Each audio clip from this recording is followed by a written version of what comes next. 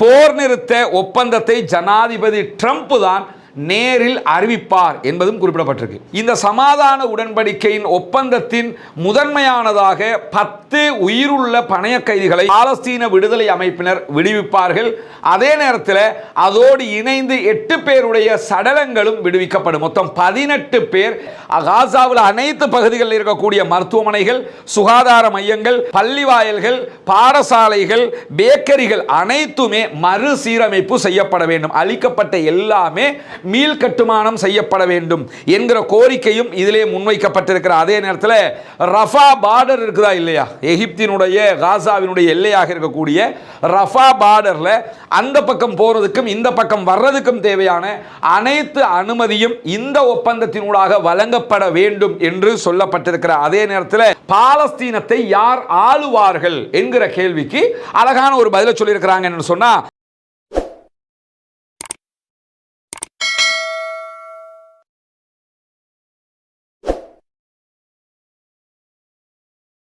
அன்பிற்கினிய சகோதர சகோதரிகளை, நம் அனைவர் மீதும் ஏக இறைவனுடைய அமைதியும் கருணையும் உண்டாகட்டுமாக என்கிற உயரிய பிரார்த்தனைகளோடு பாலஸ்தீனத்தினுடைய காசா பகுதிகளில் என்னவெல்லாம் நடக்கிறது என்கிற செய்திகளை தான் தொடர்ந்து நம்ம பார்த்து வர்றோம்.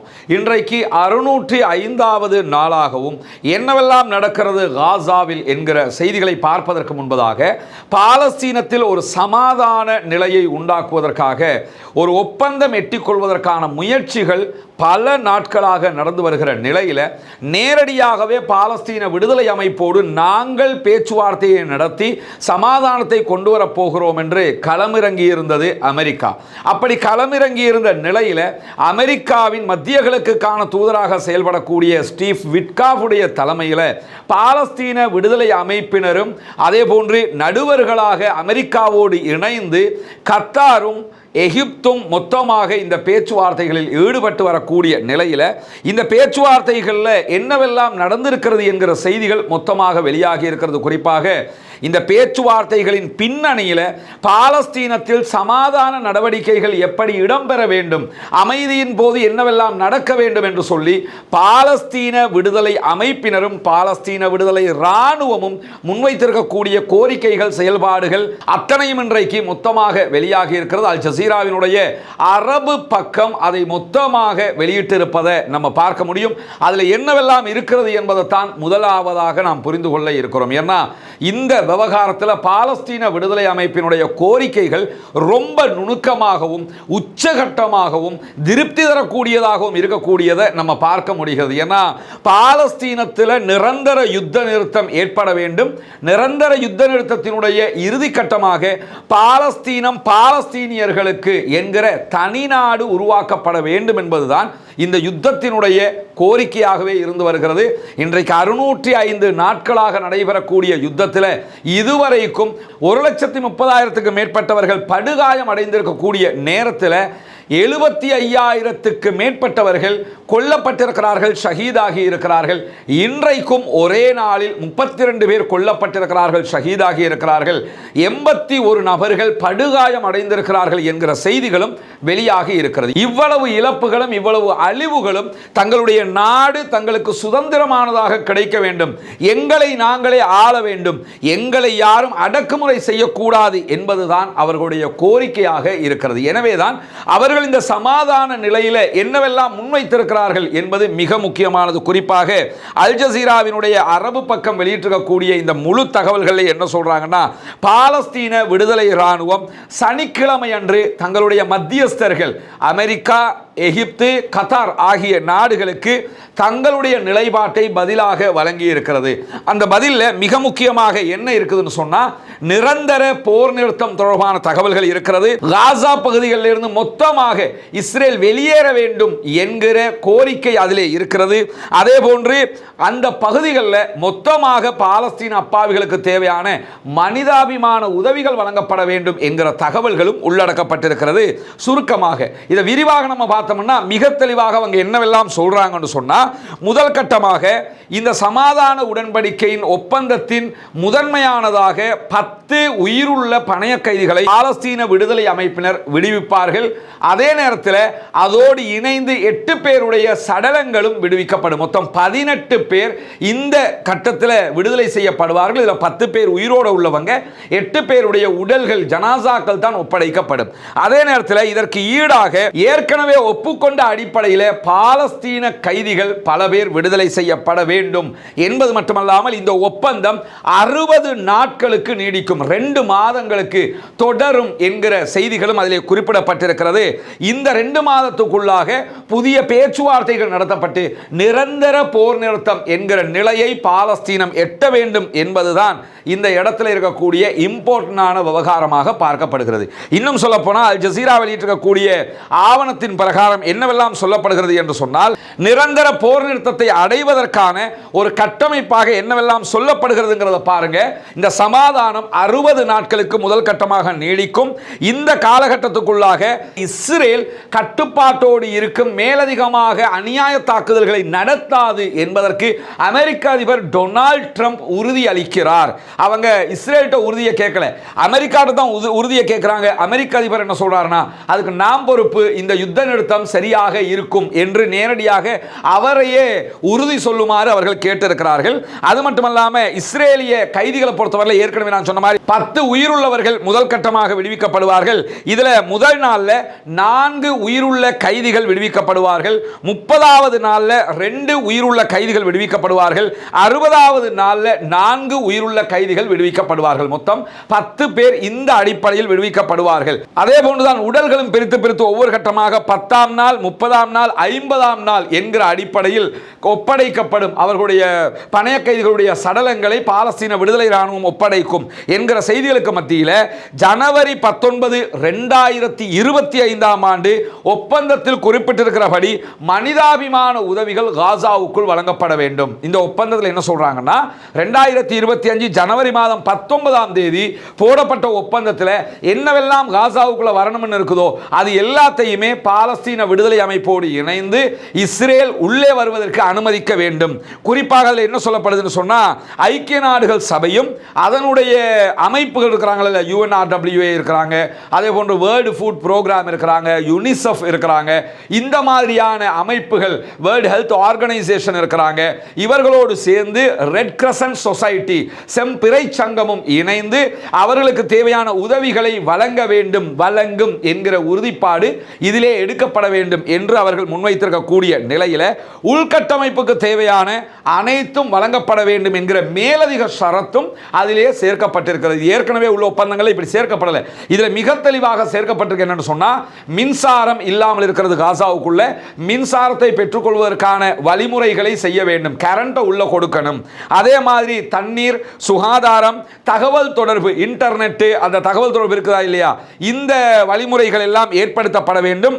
இதற்கான கட்டுமான பொருட்கள் உள்ளே நுழைவதற்கு முழு அனுமதி வழங்கப்பட வேண்டும் என்கிற சரத்தும் அதிலே இணைக்கப்பட்டிருக்கிற. அதே நேரத்தில் காசாவில் அனைத்து பகுதிகளில் இருக்கக்கூடிய மருத்துவமனைகள், சுகாதார மையங்கள், பள்ளி வாயல்கள், பாடசாலைகள், பேக்கரிகள் அனைத்துமே மறுசீரமைப்பு செய்யப்பட வேண்டும், அளிக்கப்பட்ட எல்லாமே மீள் கட்டுமானம் செய்யப்பட வேண்டும் என்கிற கோரிக்கையும் இதிலே முன்வைக்கப்பட்டிருக்கிற. அதே நேரத்தில் ரஃபா பார்டர் இருக்குதா இல்லையா, எகிப்தினுடைய காசாவினுடைய எல்லையாக இருக்கக்கூடிய ரஃபா பார்டர்ல அந்த பக்கம் போறதுக்கும் இந்த பக்கம் வர்றதுக்கும் தேவையான அனைத்து அனுமதியும் இந்த ஒப்பந்தத்தினூடாக வழங்கப்பட வேண்டும் என்று சொல்லப்பட்டிருக்கிற. அதே நேரத்தில் எந்த விதமான பிசினஸுக்கும் தடை விதிக்க கூடாது. சும்மா போயிட்டு வரவும் மேலும், பிசினஸாக போயிட்டு வரவும் மேலும், ஒரு நாடு எப்படி செயல்படுவாங்களோ இன்னொரு நாட்டுக்கு மத்தியில் அந்த அனுமதி வழங்கப்பட வேண்டும் என்பதும் இங்கே முன்வைக்கப்பட்டிருக்கிறது. அதே நேரம் மொத்தமாக சொல்லியிருக்கிறாங்க பாருங்க, எல்லாமே இருக்கிறது, ஒரு ரொம்ப அருமையாக இருக்குன்னு. அதனால தான் நம்ம சொன்னோம், பேச்சுவார்த்தை காலத்துக்கு உள்ள இந்த 60 நாள் போய்கிட்டு இருக்குமா இல்லையா, இந்த காலத்துக்குள்ளாக அளிக்கப்பட்ட வீடுகள், அளிக்கப்பட்ட வசதி வாய்ப்புகள், அதே போன்று உட்கட்டமைப்பு, மருத்துவம், ஏற்கனவே சொன்ன மாதிரி இந்த மாதிரி விவகாரங்களை எல்லாத்தையுமே மீண்டும் உருவாக்குவதற்கான திட்டங்கள் மேலதிகமாக உருவாக்கப்படுவது மட்டுமல்லாமல் ஒவ்வொரு குடும்பத்துக்கு தேவையான நிவாரணங்களும் வழங்கப்பட வேண்டும் என்பதும் இந்த ஒப்பந்தத்திலே முன்வைக்கப்பட்டிருக்கு. இந்த ஒப்பந்தத்தை ஃபுல்லாக படிச்சீங்கன்னு வைங்க, எப்படியாவது யுத்தத்தை நிறுத்திடுங்க, நாங்கள் உங்கள்கிட்ட அப்படித்தான் கேட்டுக்கிட்டு இருக்கிறோம், கெஞ்சி கேட்குற ஒப்பந்தம் எல்லாம் கிடையாது. ரொம்ப போல்டாக நாங்கள் இதெல்லாம் கேட்குறோம், இதெல்லாம் தர்றதா இருந்தால் யுத்த நிறுத்தத்துக்கு நாங்கள் ரெடி, இல்லைன்னா நாங்கள் அடுத்த கட்ட பயணத்துக்கு நாங்கள் ரெடியாக இருக்கிறோங்கிற விதமாக நெஞ்ச நிமிர்த்தி சொல்லப்பட்டிருக்கக்கூடிய ஒரு ஒப்பந்தமாக இந்த ஒப்பந்தத்தை நம்ம பார்க்க முடிகிற அதே நேரத்தில் எகிப்து, கத்தார், அதே போன்று ஐநா உள்ளிட்ட பல நாடுகள், அதே போன்று பல அமைப்புகளுடைய மேற்பார்வையின் கீழாக காசா பகுதியினுடைய மறுகட்டமைப்பு திட்டம் செயல்படுத்தப்பட வேண்டும். இது எவ்வளவு காலத்துக்குள்ள செயல்படுத்தணும்னா 3 முதல் 5 ஆண்டுகளுக்குள்ளாக காசா மீள் கட்டமைக்கப்பட வேண்டும் என்பது இந்த இடத்துல முன்வைக்கப்பட்டது. சர்வதேச ரீதியில் முன்வைக்கப்படக்கூடிய ஒரு முக்கியமான அம்சமாக இருக்குது. காசாவை திரும்ப நாம ரீபில்ட் பண்ணி எடுக்கணும்னு சொன்னால் 3 தொடக்கம் 5 வருடங்கள் எடுக்கும் என்பதுதான் முன்வைக்கப்படக்கூடிய ஆலோசனையாக இருக்குது. உங்களுக்கு எல்லாம் நினைவிருக்கும், இந்த காசா யுத்தத்தின் போது பல நாடுகளுடைய தலைவர்கள், அப்ப இலங்கையினுடைய ஜனாதிபதியாக இருந்த ரணில் விக்ரமசிங்க கூட என்ன சொன்னாருன்னா 3 தொடக்கம் 5 ஆண்டுகளுக்குள்ளாக இந்த வேலையெல்லாம் செஞ்சோம்னு சொன்னா மட்டும்தான் நமக்கு காசாவை மீள கட்டி எழுப்ப முடியும் என்கிற இதே வாதத்தை முன் வச்சிருந்தார். இப்படி உலகத்தில் பல பேர் முன் வச்சிருந்தாங்க. இது ஒரு திட்டமாகவே ஐநாவும் முன்வைத்திருக்கிறது. அதைத்தான் பாலஸ்தீன விடுதலை அமைப்பு முன்வைக்கிறாங்க. அது மட்டுமல்லாமல் ராணுவ நடவடிக்கைகள் எப்படி இருக்கும் என்பதையும் பாலஸ்தீன விடுதலை அமைப்பு முன்வைத்திருக்கிறது. குறிப்பாக இந்த ஒப்பந்தம் நடைமுறைக்கு வந்ததும் காசாவில் இருக்கக்கூடிய அனைத்து இஸ்ரேலிய ராணுவ நடவடிக்கைகளும் மொத்தமாக நிறுத்தப்படும் என்பதும் குறிப்பிடப்பட்டிருக்கிறது. காசாவுக்குள்ள அதாவது 60 நாள் ஒப்பந்தம் நடைமுறைக்கு வந்துருச்சுன்னா அதுக்கு பிறகு ட்ரோன் பறக்கிறதா இருந்தாலும் தாக்குதல் நடத்த எதையுமே இஸ்ரேல் செய்யக்கூடாது. காசாவுடைய வான் பகுதி இருக்குதா இல்லையா, இந்த வான் பகுதியில் தினமும் 10 மணி நேரங்களுக்கு எதுவுமே பறக்கக்கூடாது, ட்ரோன் பறக்கவும் கூடாது, விமானங்கள் பறக்கவும் கூடாது. காசாவினுடைய வான் பகுதிகளில் 10 மணி நேர தடை விதிக்கப்படுகிறது. அதே போன்று கைதிகள் பரிமாற்றம் நடைபெறுகிற ஏற்கனவே டேட்டுகள் இருக்குதா இல்லையா, இந்த டேட்டுகளில் 12 மணி நேரத்துக்கு எதுவுமே பறக்கக்கூடாது. ஏன்னா எங்கேருந்து கைதியை கொண்டு வர்றாங்க, எங்கே கொண்டு வந்து ஒப்படைக்கிறாங்கிறதெல்லாம் அவங்க தெரிஞ்சிடக்கூடாதுல்ல, அதுக்காக வேண்டி நுணுக்கமாக இது போடப்பட்டிருக்குது. ஏன்னா ட்ரோன் ஒன்று அனுப்பி எந்த பங்கரில் இருந்து வர்றாங்க, அப்போ எங்கே வச்சிருந்துருப்பாங்க, சர்ப்ரைஸாகவே இருந்து சாகுங்கிற மாதிரி என்ன செஞ்சிருக்காங்கன்னு கேட்டால் இந்த ஒப்பந்தங்களை போட்டிருக்கிறது மட்டுமல்லாமல் முதல் நாளில் உயிரோடு இருக்கக்கூடிய 4 இஸ்ரேலிய பணைய கைதிகள் விடுவிக்கப்படுவார்கள். ஏற்கனவே நம்ம சொன்ன மாதிரி ஜனவரி 19, 2025 ஒப்பந்தத்தில் குறிப்பிட்டிருக்க வரைமுறைகளின் பிரகாரம், அதே போன்று மார்ச் 2, 2025க்கு முன்னர் காசா பகுதியில் அனைத்து பகுதிகளில் இருந்து இஸ்ரேலிய படைகள் தங்களுடைய நிலைகளுக்கு திரும்ப வேண்டும் என்று குறிப்பிடப்பட்டிருந்தது. அதை அப்படியே தூக்கி இங்கே வைக்கிறாங்க. மொத்தமாக காசாவில் இருக்கக்கூடிய இஸ்ரேலிய ராணுவம் அவங்க கேம்புக்கு போயிடணும், இடையில மக்களுக்கு யாருக்கும் டிஸ்டர்ப் பண்ணக்கூடாது. முதல் நாள்லேயே நிரந்தர போர் நிறுத்தத்திற்கான மறைமுக பேச்சுவார்த்தைகள் ஆரம்பிக்கப்பட வேண்டும். இப்போ ஈரானும் அமெரிக்காவும் செஞ்சுக்கிட்டு இருக்கிறாங்களா இல்லையா, இப்படித்தான் உட்கார்ந்து பேசுவாங்க, அதுக்கு பேர் மறைமுக பேச்சுவார்த்தைன்னு சொல்லுவாங்க. இந்த மாதிரி ஒரு மறைமுக பேச்சுவார்த்தை ஆரம்பிக்கப்பட்டுவிடும். அது என்னென்ன தலைப்பில் நடக்கும்ங்கிறதையும் போட்டுக்கிறாங்க. பேச்சுவார்த்தை காசாவை பற்றி என்னென்ன டாப்பிக்கில் பேசணுங்கிறத முதலாவது இஸ்ரேலிய சிறைகளில் இருக்கக்கூடிய பாலஸ்தீன கைதிகளை விடுதலை செய்வது தொடர்பானது. நாங்கள் இத்தனை பேரை விடுதலை பண்ணுவோம், நீங்கள் இத்தனை பேரை தந்துடணும் என்கிற தொடர்பான பேச்சுவார்த்தைகள் நடைபெறும். 2வது நிரந்தர போர் நிறுத்தத்திற்கான அறிவிப்பு. காசா பகுதியிலிருந்து இஸ்ரேலுடைய படைகள் மொத்தமாகவே இஸ்ரேலுக்குள்ள ரிட்டர்ன் போகிறது. இந்த மாதிரியான 3 கட்ட பேச்சுவார்த்தைகள் நிரந்தர யுத்த நிறுத்தத்தை நோக்கி நடத்தப்படும் என்று சொல்வதோடு மிக முக்கியமாக இந்த யுத்த நிறுத்தம் 60 நாள் முடியும் போது பாலஸ்தீனத்தை யார் ஆளுவார்கள் என்கிற கேள்விக்கு அழகான ஒரு பதிலை சொல்லியிருக்கிறாங்க. என்று சொன்னால் ஒப்பந்தங்கள் செயல்படுத்தப்படுகிற நேரத்திலேயே காசாவினுடைய அதிகாரங்கள், பொறுப்புகள் ஒரு சுயாதீன குழுவிடத்தில் ஒப்படைக்கப்படும். காசாவை சேர்ந்த படித்த கல்வியலாளர்கள், அறிவாளிகள் என்கிற ஒரு சுயாதீன குழுவிடத்தில் நாங்கள் ஒப்படைப்போம். ராணுவம் எங்க கண்ட்ரோலில் இருக்கும், ஆனால் ஆட்சி மட்டும் அவங்களோட கையில் ஒப்படைக்கப்படும். அது மட்டும் இல்லாமல் இது இன்னொரு உத்தரவாதம் வழங்கப்பட்டிருக்கிறது கத்தார், எகிப்து, அமெரிக்காவால். அது என்ன உத்தரவாதம் என்று சொன்னால், எதிர்வருகிற 5 தொடக்கம் 7 ஆண்டுகள் வரைக்கும் 2 தரப்பாரும் எந்த விதமான தாக்குதல்களிலும் ஈடுபடக்கூடாது என்பதும் ஒரு நிபந்தனையாக முன்வைக்கப்பட்டிருக்கிறது. இதற்கு அமெரிக்க அதிபர் டொனால்ட் ட்ரம்ப் முழுமையான ஆதரவை தெரிவிக்கிறார். தன்னுடைய இந்த சமாதான உடன்படிக்கை பேச்சுவார்த்தைகள் வெற்றிகரமாக நடைபெற வேண்டும் என்பதில் அவர் உறுதியாக இருக்கிறார் என்பதும் சொல்லப்பட்டு குறிப்பிட்டிருப்பது மட்டுமல்லாமல் பாலஸ்தீன கைதிகள் மற்றும் உடல்களை விடுவிப்பது தொடர்பாகவும் மிக விரிவான பல செய்திகள் அதிலே பேசப்பட்டிருக்கிறது.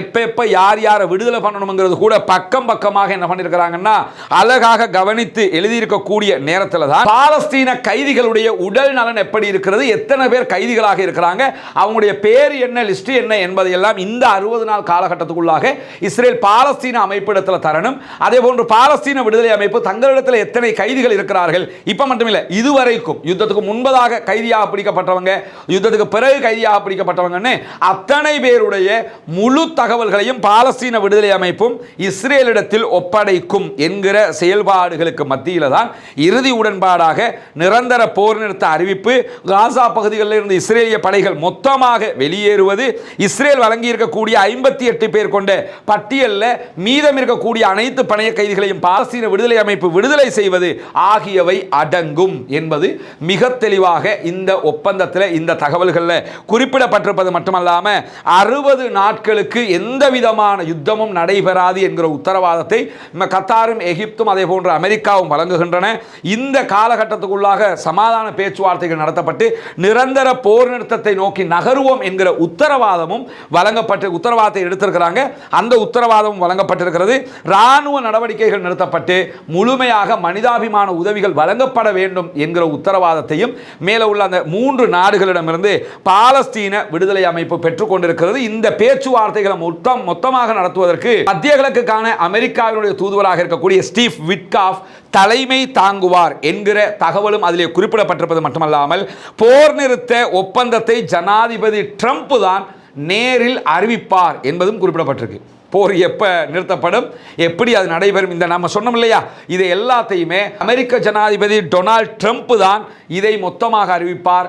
இஸ்ரேல் மீது அறிவிக்காது, பாலஸ்தீன விடுதலை அமைப்பும் அறிவிக்காது, அவர் தான் அறிவிப்பார் என்பதும் இதிலே சொல்லப்பட்டிருக்கக்கூடிய மிக முக்கியமான அரிதான தகவலாக இருக்கிறது. எனவே இதை நீங்க இன்னொரு வாட்டி இதை கரெக்டாக நீங்கள் என்ன சொல்லப்பட்டிருக்குங்கிறத புரியலைன்னு சொன்னால் இன்னொரு வாட்டி இதே வீடியோ நீங்கள் போட்டு பாருங்கள், அப்போ உங்களுக்கு புரியும். பாலஸ்தீன விடுதலை அமைப்பு எந்த இடத்துலையுமே மன்னிச்சுக்கிறங்க, நாங்கள் நீங்கள் சொல்கிறத கேட்குறோம், இந்த விதமாக சரண்டர் ஆகிற எந்த பேச்சையுமே அதில் பேசலை. ரொம்ப போல்டாக டூ ஓ டை, எஸ் ஆர் நோ என்கிற விதமாகத்தான் பேசியிருக்கிறார்கள். ரொம்ப அருமையான ஒரு ஒப்பந்தமாக இருக்கிற ஒரு 2-3 வாட்டி திரும்ப திரும்ப படிக்கும் போதே ரொம்ப ஆச்சரியமாக இருந்தது. இவ்வளவு நிபந்தனைகள் நான் சொன்னது கூட ஒரு முக்காவாசி உங்கள்கிட்ட சொல்லியிருக்கிறேன். அது சின்ன சின்ன நிபந்தனைகள் நிறைய இருக்குது. அதெல்லாம் பார்க்கும்போது ரொம்ப ஆச்சரியமான அற்புதமான ஒரு தொகுப்பாக அவர்கள் முன்வைத்திருக்கிறார்கள் தங்களுடைய நிலைப்பாட்டை. இந்த நிலைப்பாடு தான் இறுதியாக அமைய வேண்டும் என்பதுதான் அவர்களுடைய தெளிவான நிலைப்பாடாக இருப்பதை நம்ம பார்க்கிறோம். அதே நேரம் தெற்கு காசா பகுதிகளில் இஸ்ரேலிய ஆக்கிரமிப்பு ராணுவத்தை நோக்கி பாலஸ்தீன விடுதலை அமைப்பினர் இன்றைக்கு கடும் தாக்குதல்களில் ஈடுபட்டிருக்கிறார்கள். 13 மோட்டார் குண்டு தாக்குதல்கள் இன்றைக்கு நடத்தப்பட்டிருக்கிறது. அது மட்டுமல்லாமல் கான் யூனிஸுக்கு கிழக்கில் இருக்கக்கூடிய அவர்களுடைய ராணுவ தளத்தை 3 குறுகிய தூர ரஜூம் வகையான ராக்கெட்டுகள் மூலமாக தாக்கி இருக்கிறார்கள். இன்றைக்கு அவர்களுடைய ஒரு ராணுவ தளத்தை மொத்தமாக ஏவுகணை தாக்குதல் நடத்தி இருக்கிறார்கள்.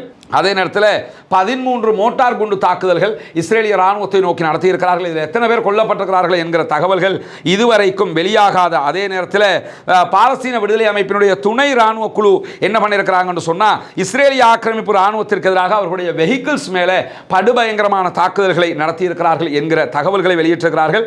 கான் யூனிஸுக்கு தெற்கே இருக்கக்கூடிய சுங்க அலுவலக பகுதிகளில் இஸ்ரேலிய ராணுவத்தை நோக்கி நாங்கள் அவர்களுடைய வெஹிக்கிள்களில் தாக்குதல்கள் நடத்தி இருக்கிறோம் என்கிற செய்திகள் வெளியாகி இருக்கிற அதே நேரத்தில் 800க்கு மேற்பட்ட இஸ்ரேலிய குடியேறிகள் செட்லர்ஸ் சொல்லுவாங்க, அவங்க என்ன பண்ணியிருக்கிறாங்கன்னு சொன்னா மஸ்ஜிதுல் அக்ஸாவுக்குள்ள நுழைந்து மஸ்ஜிதுல் அக்ஸா மீது தாக்குதல்களை நடத்தி இருக்கிறார்கள் என்கிற கவலையான செய்தியும் வெளியாகி இருக்கிறது.